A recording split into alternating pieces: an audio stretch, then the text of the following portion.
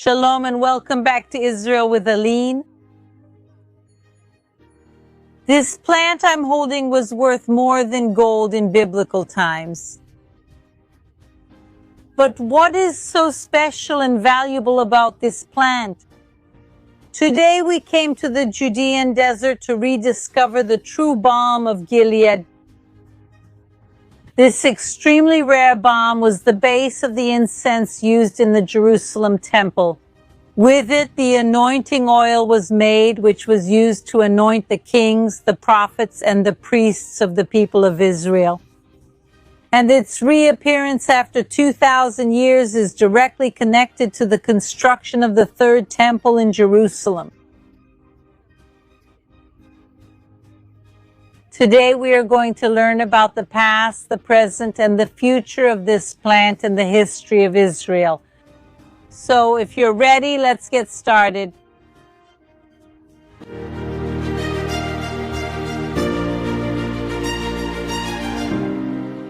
When the Bible mentions the name Balm of Gilead, it's not a symbolic or generic name.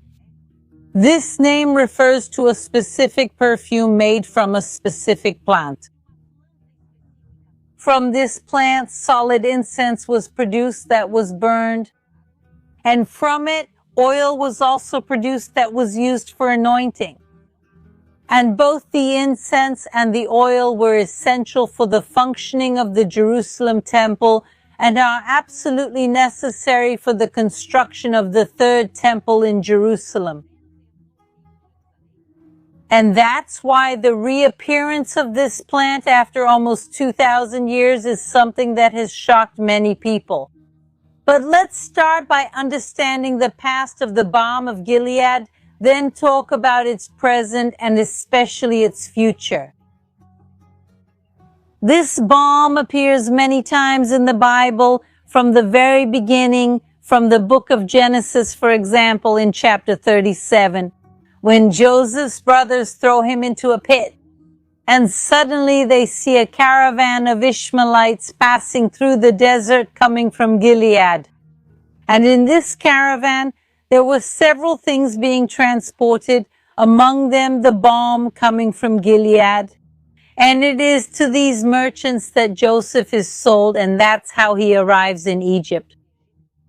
But the great connection of the people of Israel with the balm begins in the time of King Solomon, when he receives a distinguished visitor, the Queen of Sheba, and she comes from Sheba, bringing the best she had to offer, all the treasures, the rarest and most precious things. And among the gifts, she brings the balm. But she doesn't simply bring the oil of the Balm of Gilead, she brings roots of living plants. And so she gives these plants. And this is an even more valuable gift because the oil was worth a lot. But being able to produce your own, that was something priceless. And then Solomon receives this gift and introduces the cultivation of the Balm of Gilead here in Judea as well. And this production was known as the best in the entire ancient world. And what was this balm used for? It was the main component of the incense burned daily in the temple. And in the time of the second temple, that is, in the time of Jesus, this balm was the base of the anointing oil that was used to anoint the kings, prophets, and priests of Israel.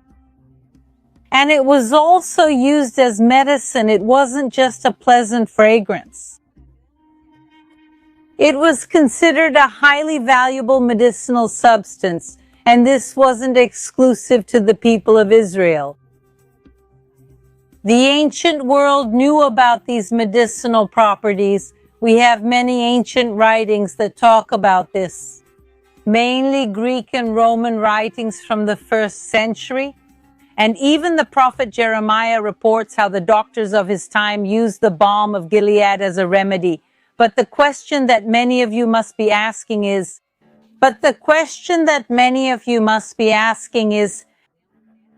where is the balm of Gilead nowadays? Why don't we use it anymore?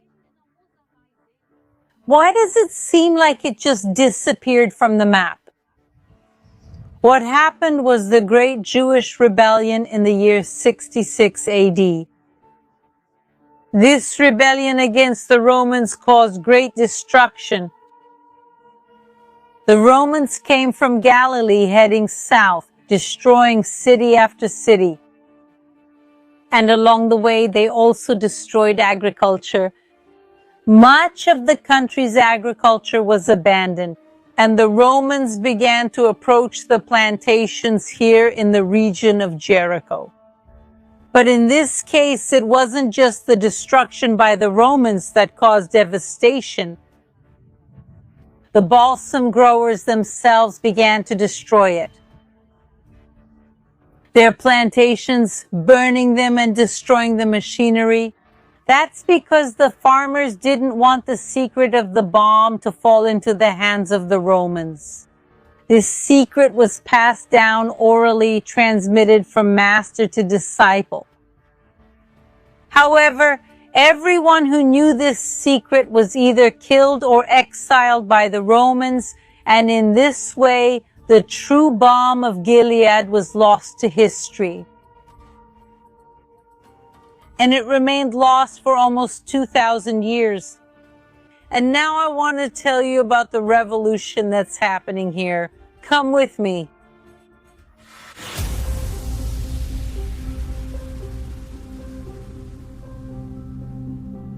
We are now at the Balm of Gilead project, which is rediscovering these secrets lost in time, based on historical, biblical, and archaeological research. And now let's go in together.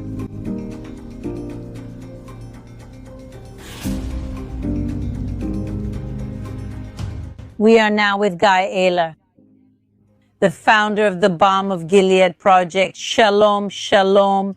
Shalom. Welcome to the Balm of Gilead plantation. Thank you very much. I want to ask you, why did you create this project? One of the reasons is because I understand that these plants are part of my heritage. And perhaps even more important is understanding that some of my plants can be very important medicines, maybe even the cure for humanity. Guy started this project 17 years ago.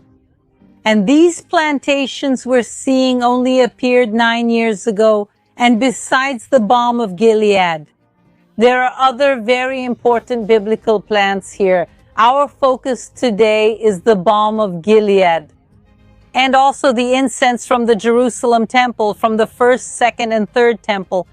And that's why I want to know if you can start by showing us the famous Balm of Gilead plant. I'm B. I will be very happy. This plant is Commiphora gileadensis. There is a general understanding that it is in fact the Balm of Gilead. Look here, really close.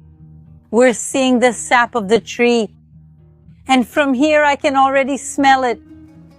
Wow, it really is.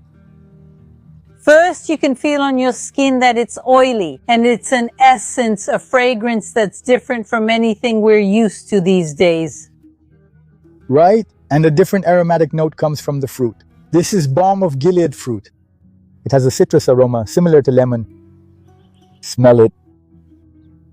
Wow. I mean, the sap has a scent, a fragrance. The fruit he opened for us here has a completely different fragrance. Let me smell it with my other hand so I don't mix them up. And it really is more citrusy. It's also a little sweeter. At the beginning of spring, the new leaves also have a unique aroma. So, if we come back at the beginning of spring, all of this will start to have leaves. And then we can also experience the third scent from this same plant. I am distilling essential oil out of this plant. Just to give you a proportion, from about 100 kilograms of chopped Balm of Gilead, I am able to produce about 250 milliliters of essential oil. And this is after a process of 9 hours of distillation. So look at this proportion. From 100 kilograms of the plant, he is able to extract a small bottle of 250 milliliters. And we also have to take into consideration that the plants are not large leafy trees. I mean, each plant is small. And even with all the modern techniques, all the modern equipment we have, the extraction is very, very small. And that makes sense with all the biblical accounts that we have. And the ancient accounts often say that this perfume, this aromatic oil, was more valuable than gold. Imagine learning a new language just by binge-watching your favorite series. As someone working with tourists every day in Israel, learning Hebrew was important to me.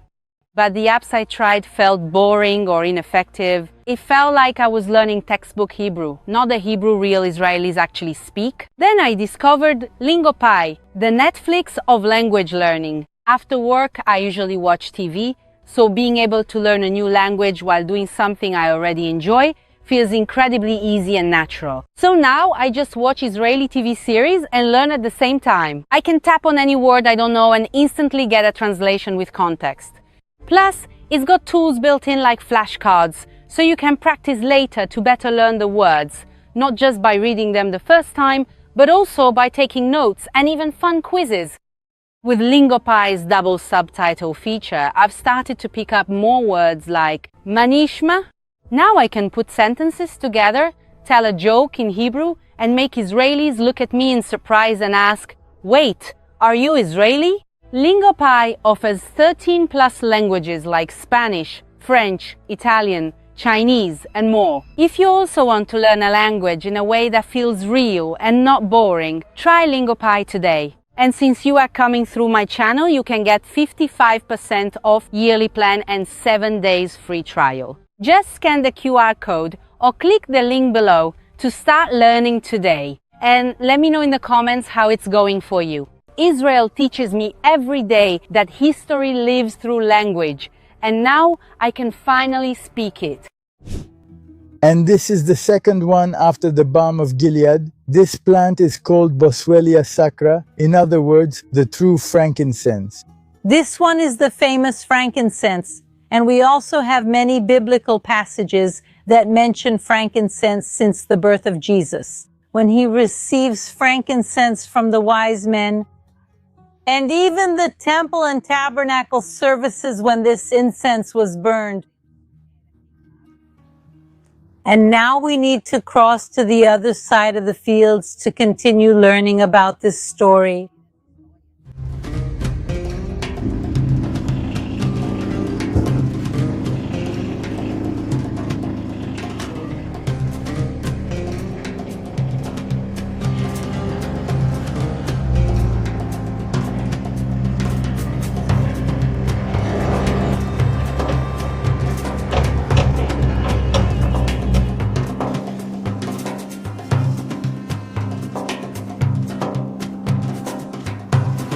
This is Commiphora myrrha. This is probably the biblical myrrh.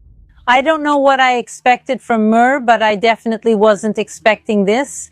If we walk through the desert and see this plant, it wouldn't catch our attention, and we certainly wouldn't be able to imagine that this was one of the most valuable plants of the ancient world. None of the plants we've seen so far are striking in their appearance, and that's also why they go unnoticed. We really only discover their true value and importance when we find out what's inside them, which is the sap. I wanted to smell the sap from this myrrh plant, but he said that so little comes out of it. He opened just a little for us. You can take a close look here. Look, the small amount that's coming out. Look here, the little bit that comes out. You can see the white on my hand. But imagine how much myrrh we can actually get from a plant like this. It's very little. And that's exactly why, because they're small plants and produce little sap, their value was extremely high in biblical times. And even today, it's not cheap to produce these. Opa. Be careful with this plant.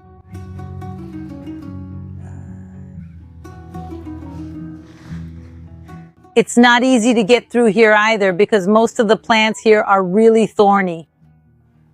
And I wasn't prepared for this today. Guys, I feel like I'm in a forest in an oasis.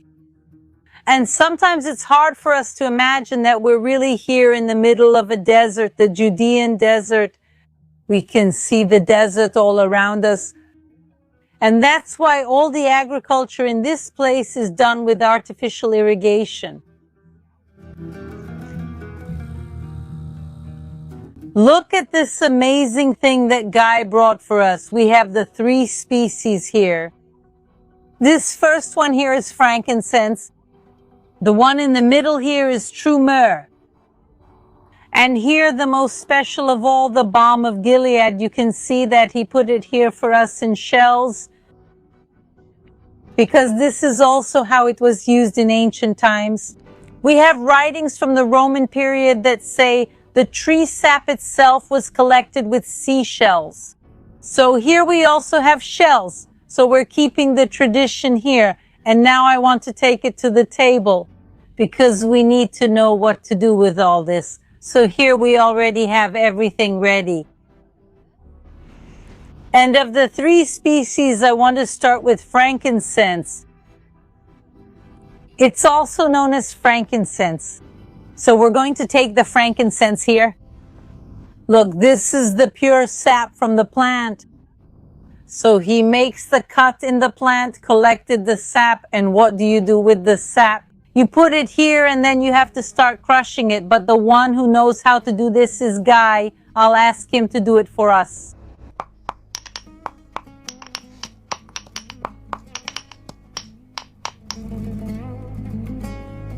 But now we have to talk about the most important point of all.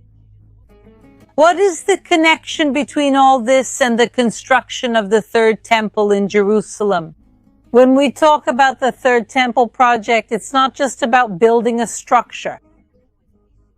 Because even if the 3rd temple building were constructed tomorrow, it wouldn't mean anything if it didn't have all the equipment, utensils, oils, and incense.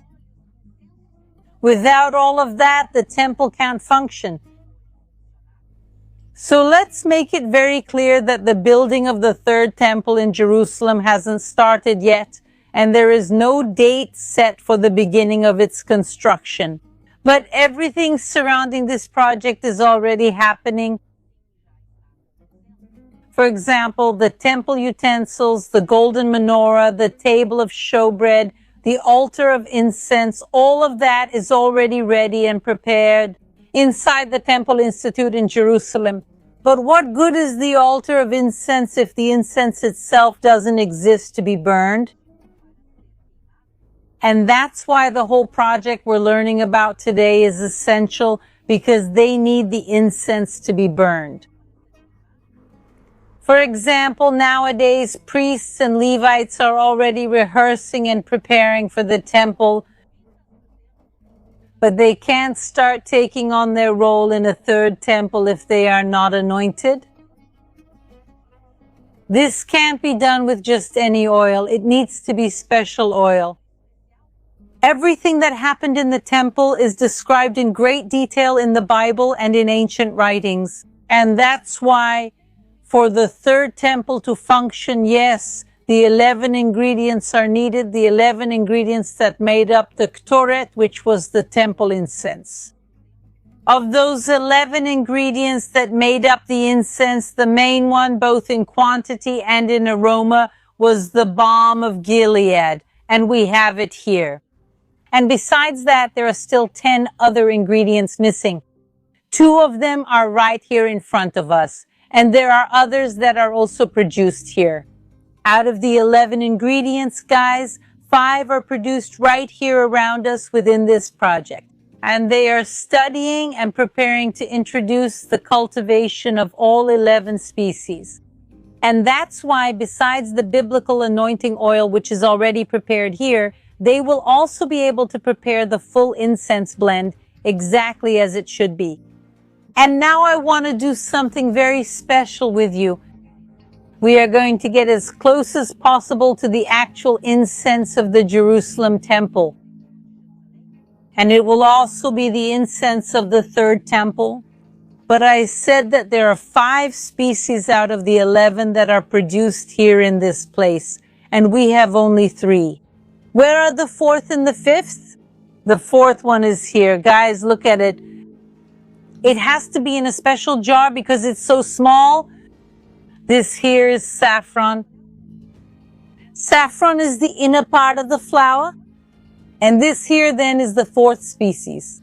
And the fifth is cinnamon, which we know so well and use in Brazil and all over the world. Cinnamon is also grown here. However, the cinnamon they planted here is still small, and they are not yet extracting from it the part that is used in incense. But we are going to take 4 out of the 11 and produce incense very similar to what was used in the temple in Jerusalem. So we already have frankincense here. We are going to add the Balm of Gilead, which has to be the largest quantity of all. We are also going to add myrrh. Now let's open the saffron container. And for those who have already bought real saffron in your countries, you know how expensive this is. We're going to take a little bit of saffron and put it inside. Look at our mixture here. And now it's time to start grinding.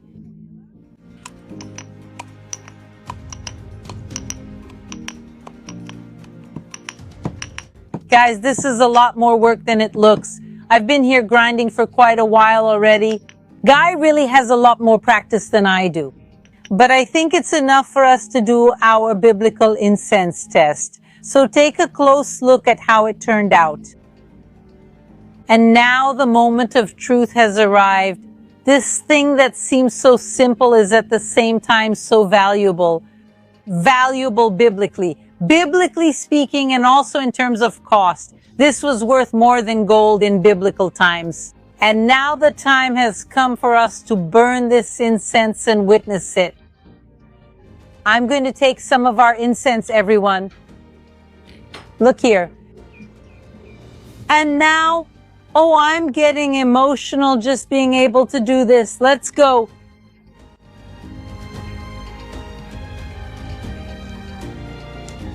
Wow.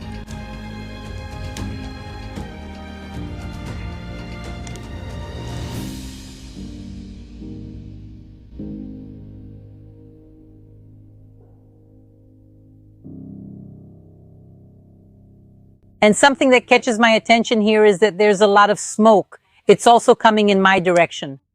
But it's not something intoxicating, like if we were sitting, for example, right next to it. Look, it's really coming right at me. It's not something intoxicating, like if we were sitting next to a campfire. And yes, all this vapor, all this smoke has an extremely pleasant scent, very different from what we're used to these days. It's not what we would call a classic perfume, but it's really impressive. It's a scent that I can't describe to you. At the same time, it has plant notes sometimes that remind us of things like eucalyptus. But at the same time, there's also a sweet scent that I can't even explain to you where it's coming from. We also notice some citrus notes. It's really different from anything else I know. And I feel sad that I can't really share this scent with you firsthand. I can only describe it to you here, but it truly is unique. What we're experiencing now is the same thing that prophets, kings, and the Temple of Jerusalem experienced for centuries, something that had been lost. And now we're witnessing the rebirth of Israel in every way. Both the state of Israel and biblical Israel are being reborn here, also through agriculture. And when it comes to the third temple, so many projects are moving forward in parallel. From the temple utensils to the Balm of Gilead here, and the red heifers we've also shown you on the channel. So many parallel efforts are advancing the third temple project. There are still many unanswered questions. There still isn't a definite date, but we really see a mobilization of many non-governmental organizations. I mean, the government of Israel is not involved in all of this. I mean, all of this here is Guy and the people who really believe in this project. And they dedicate their love, their sweat, their time. They dedicate their lives to this project. Guy has been here for 17 years, dedicating his life to researching this. We are seeing history being written right now. It's important for us to understand the historical moment we're living in. For so long, for almost 2,000 years, that had been lost. And we are the first generation to see this again. I'm sure that in the future, this story will be told. And we will be able to say, we saw this with our own eyes. We are the first to be here to get to know this project, to see the oil that will be used in the third temple, the incense that will be used in the third temple. The project isn't finished yet, but it is moving forward every day. They are here working, cultivating the land, bringing in new species. And it will reach a point where they will also have all 11 here. But obviously, this still needs more investment and time. But we are seeing history being written right now. And I really hope you enjoyed today as much as I did. And it really was a unique experience for me. If you are here in Israel, this place is also open for visits. You can come here and see it with your own eyes, smell and truly take in this unique experience firsthand. But for now, I hope you enjoyed it, and I'll see you next week.